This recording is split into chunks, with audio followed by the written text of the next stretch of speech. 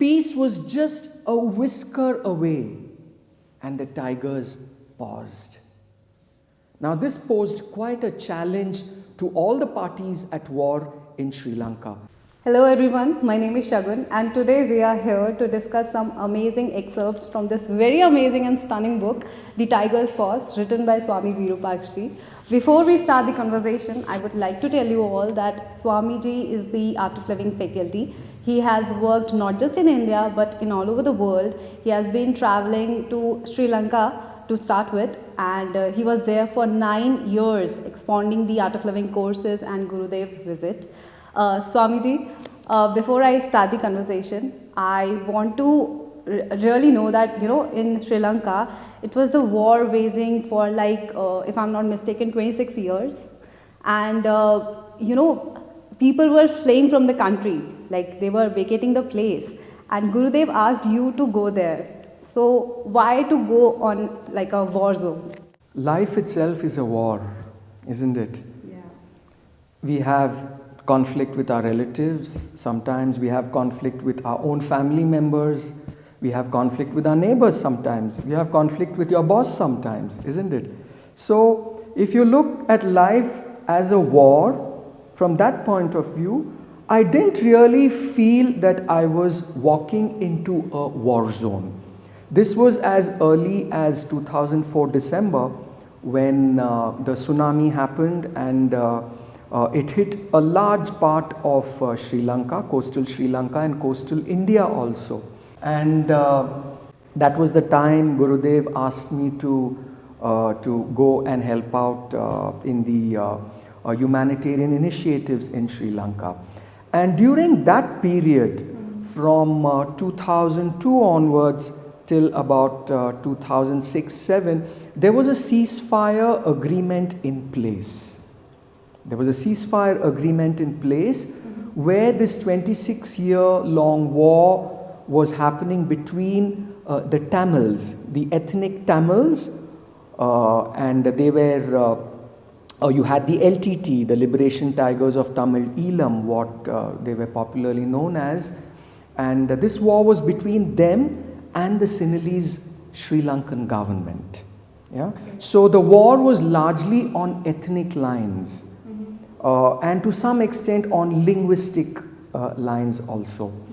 And if you ask me why and how I walked into a war zone, well, the first war was the tsunami part of it. It was almost like a war, the way we had to go around and help people extricate dead bodies. And so that was the beginning for me. And a few years down the line, this was about 2006 end, 2007, the undeclared war was almost in place. There was a lot of violence, there were bomb blasts, suicide bombings and a whole lot of things. So it was around 2006 that it actually gained momentum. And this is where the fourth and the final phase of the 26-year-old war was actually beginning. And finally the war ended in May 2009. So I happened to be there for the period starting tsunami, 2004. I was there till about 2013. So if you're asking me, how did you go into a war zone? And why? We avoid. Like if someone tells me that I have to go, I'll take a pause and think. I understand your sentiment, but when Gurudev trains us and inculcates the values of having to serve people come what may. Now this is something that really inspired me when Gurudev brought out the aspect of service or seva, what one calls. So I remember him saying once that seva is jumping into a situation where you are needed to help out.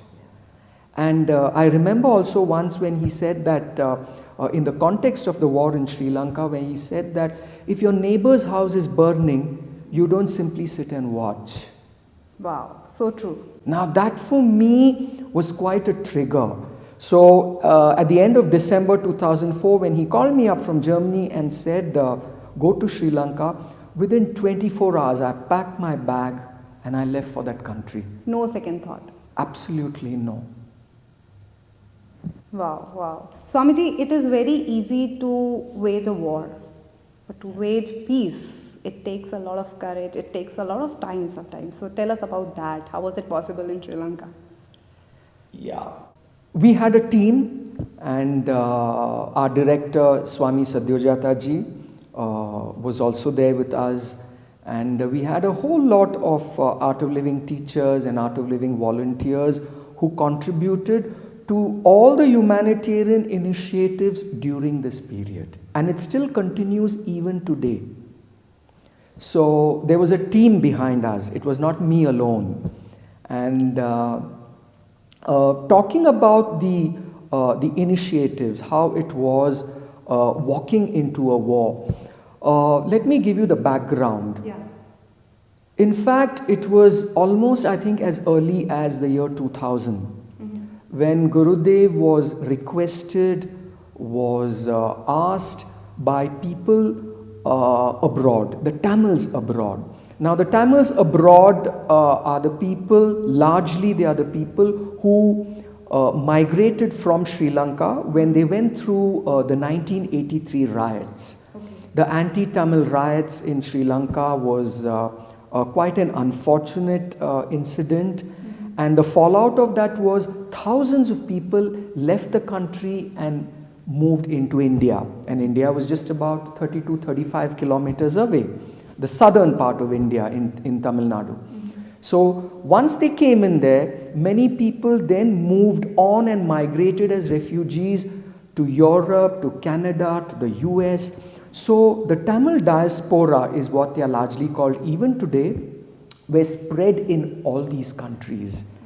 And when Gurudev was visiting all these countries, they would come and appeal, they would make a prayer, they would make a petition to Gurudev very often, asking him to use his goodwill, to use his influence, and to use his good offices in trying to bring peace in Sri Lanka.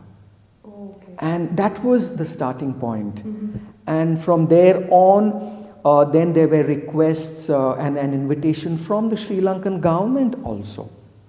And there was a request from the LTTE, a section of the LTTE also appealed to him to intervene. So this happened over a period of time. Okay. Yeah, and I believe that conflict resolution initiatives happen over a period of time. It doesn't happen overnight. It doesn't happen instantly. There's a lot of hard work that goes into it. There's a lot of smart work that goes into it. I recollect one comment that the former speaker of the Sri Lankan parliament, the late WJM Loku Bandara, a very fine statesman, and I was very close to him. I would often meet him and we would have chats. And once over dinner, he had just met him twice, and he says, Gurudev has the charm to bring people back from the dead. And he said, his wisdom and his presence does that. Wow, it's a big statement. It is a very powerful metaphor. When he said the dead, my take on that was that he was talking about people who were probably going through negative behaviors, attitudes and emotions, who were taking up violence. And he was very encouraging, and the Speaker of the Parliament holds the third most powerful position in the country. So we had the approval, the invitation from the Sri Lankan President, the then Sri Lankan President, Mr. Mahinda Rajapaksa, and then the Speaker of the Parliament endorsed Gurudev's intervention in trying to bring peace to that country. Wow. So that was the starting point. That is when the whole process started. And that is when Gurudev stepped in. Yeah, absolutely. Okay, okay. Swamiji, the book cover is very strong. Girl holding a gun, and it says the tiger paws. So I want to know why you chose this cover. Why you chose a girl with a gun? Our entire team worked quite closely with the Sri Lankan government, with the LTTE, and with the Tamils in Tamil Nadu, with the Tamil diaspora abroad. So all these were stakeholders to this conflict. Okay? And one thing that stood out for me was the women fighters in the LTTE. Oh, there were women fighters as well. Yeah. And I interacted with a few people, and it was amazing to see their commitment to the cause.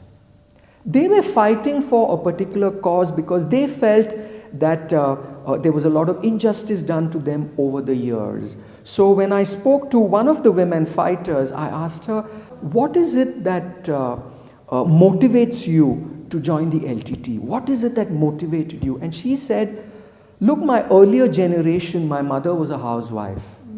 And she said, as kids, we saw the war, you know, in the 80s, the early 80s. And she said, we saw the war and we were displaced several times. They had to move from one refugee camp to another.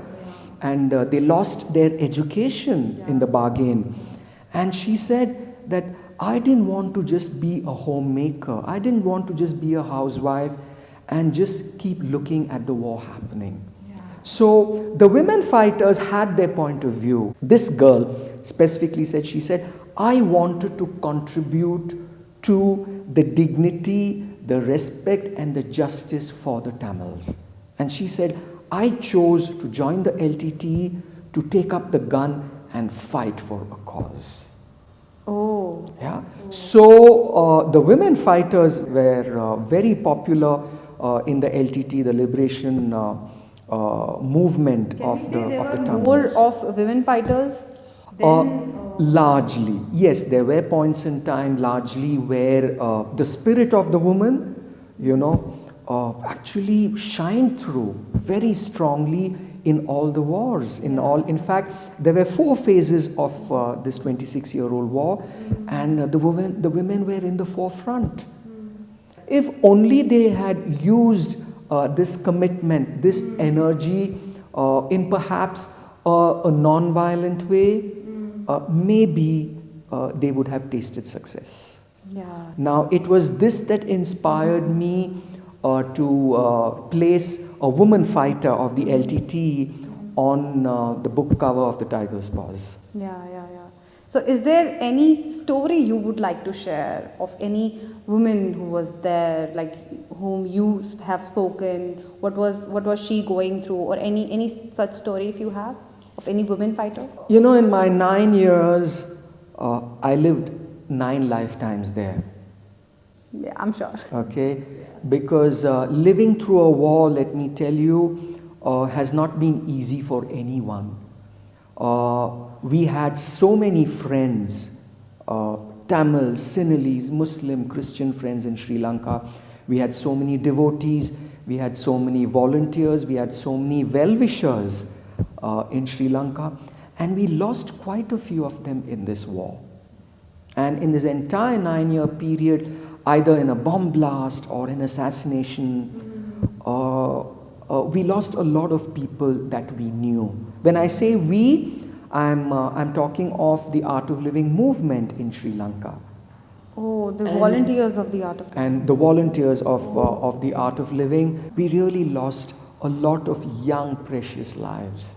And this for me was a really touching aspect in my entire span of 9 lifetimes in Sri Lanka. Coming to a story, well, there were a lot of funny elements also during my stay there.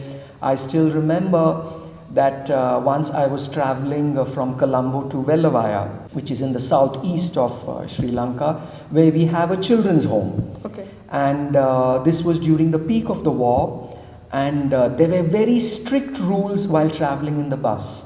You know, you had to get down at several security checkpoints, and every time, I mean, even if you had a handbag, you had to get down with the bag every time. Your bags were checked. Like tight security. Yeah, absolutely tight security, because the country was at war. And I remember suddenly the bus conductor stopped the bus in a corner and says, "Everyone get down." Oh. You know? Yeah, and I could understand and speak a little bit of Sinhalese in those days. I still do remember a little bit. And everyone was getting down, and there was one box on the shelf above my head, and that was unclaimed. And the bus was full, and everyone was rushing out. And the conductor kept asking, whose box is this? He asked me, "Is it yours?" I said, "No." So he said, "Get down, get down, get down, get down." And people just rushed out from the bus, and so did I. And everyone got down, and there was that one box up there on the shelf. Okay? And people were like away from the bus. And no one knew who's the one. And no one knew whose it was. And then finally a man popped up and he said, "Oh, that is my box." And it was such a hilarious situation. And 10 people just got around and walloped him. They beat him blue and black. And it was the most funniest scene that I'd ever seen during the war. Yeah. So there were funny moments too Yeah. during the war. But let me tell you, the war is not a funny subject. Yeah. And I'll tell you today, even as we talk, there is talk of war in some parts of the world. Yeah. And I'll tell you, it's really unfortunate. It's really not worth waging a war. The challenges of waging peace are also very high.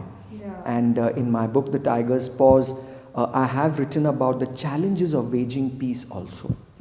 The time, the effort that Gurudev Sri Ravi Shankar ji spent in bringing about an understanding between the government of Sri Lanka and the LTTE was really very high. It wasn't easy. But Swamiji, you think, 24/7 there's this fear, something will happen, something will happen. Yeah. I mean, since we are privileged enough that we are in such a nice country, that we have peace here. But if I see myself in Sri Lanka, like in those 26 years when the war was there, I mean, every single time there's this fear, if something will happen, and living in that fear in itself is, I think, is very, very, very difficult. So was it difficult for you also? Were you also, was there any time when you were also in that fear? Yes, there were some points in time where there was a collective fear. But thanks to my meditations, in fact, thanks to my spiritual practices, which I would practice every day, the Sudarshan Kriya was a beautiful instrument for me, which helped me understand the reality, which helped me see what the situation was and how I need to respond as an individual, how all our Art of Living volunteers had to respond as a team. I mean, these are things which I had to take into consideration. Well, there was another situation, a similar one, where in Colombo there were bomb blasts and you still had to go out and do your work. So I used to tell the person in my office, "Hey, listen, I've kept this thing here, that file is there, this is here," and I would leave the house. Because you wouldn't know whether you would come back alive. But let me tell you, I had the faith and I had the commitment that Gurudev had instilled in me ever since I joined him since the year 2000. And that kept me going. The spirit to serve. And I believe that once we are in public life, I'll tell you, there are a lot of obstacles that may come. There are a lot of stones that may be thrown at you. Yeah. There are a lot of misunderstandings, mistrust that could happen. And you just have to live with it and go through it. So thanks to my meditations, I mean, that did help me stay grounded. You being fearless at such war-torn area, I really want to know why you chose this title, The Tiger's Paws? What was the thought behind it? Because it's a very strong line. Pausing a tiger is something we all want to know. What was the story behind it? Yeah, all that I would like to say is peace was just a whisker away. Peace was just a whisker away, and the tiger paused. This is another big statement. You know the liberation tigers of Tamil, Eelam, they were known as, they were typically called, addressed as the tiger rebels, yeah, in the media and all that. So there were many chances, many opportunities for peace to happen. And Swami Satyajata ji, me, and all our other Art of Living teachers, we all saw that peace was just a whisker away. It was just there. And there were several moments when the tiger paused. So I want you to unravel in this book the moments and the events, the incidents where and why the tiger paused. And this is something really thrilling once you know why the tiger paused, and I must say that.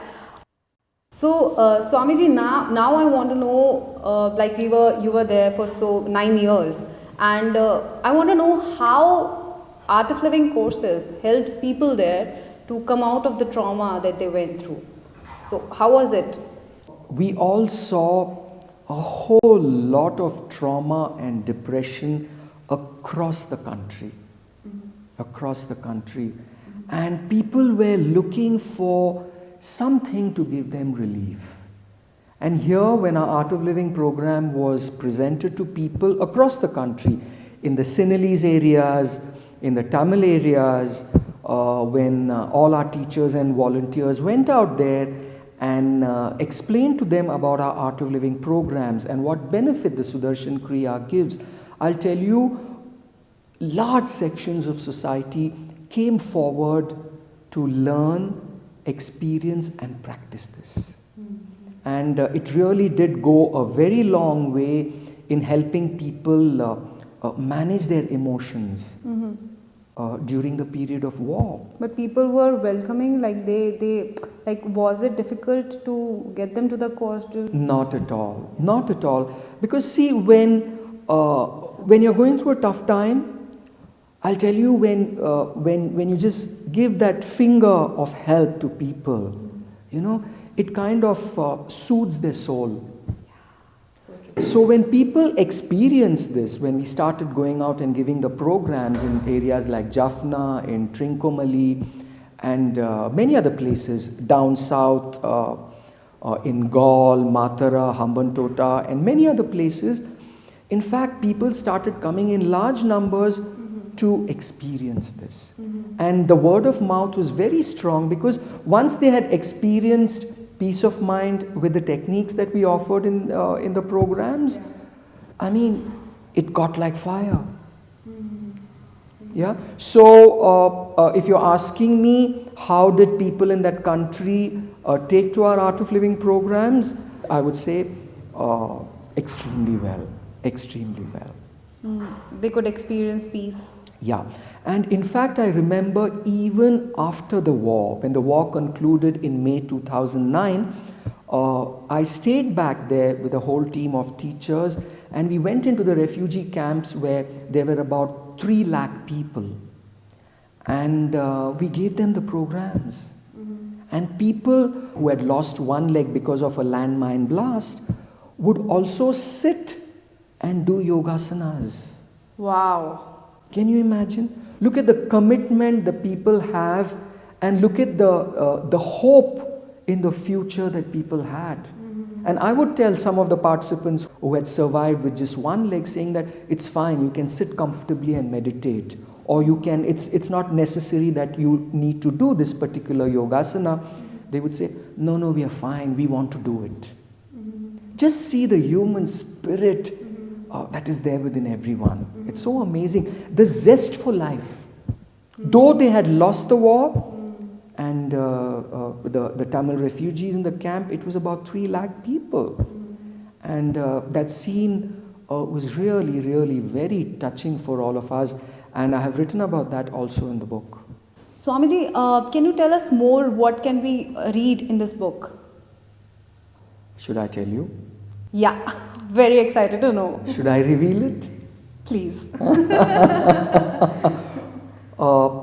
Well, yes, I have I have revealed the unknown details, the conspiracies, the plots, the secrets, the inside stories, and the difficulties, the obstacles that people put on our way in bringing peace to the nation. And when Gurudev made many attempts in trying to save the soul of a nation, of a beautiful nation like Sri Lanka, we faced a lot of conspiracies. The journey was not easy. It was a mixed bag, I would say. Okay. Yeah, there were trials and tribulations, there were successes and failures, and I've actually revealed everything in that book because I thought that people must know, what all goes behind a peace process, and people must know the prejudice that Gurudev faced during his process of wanting to bring peace in that nation.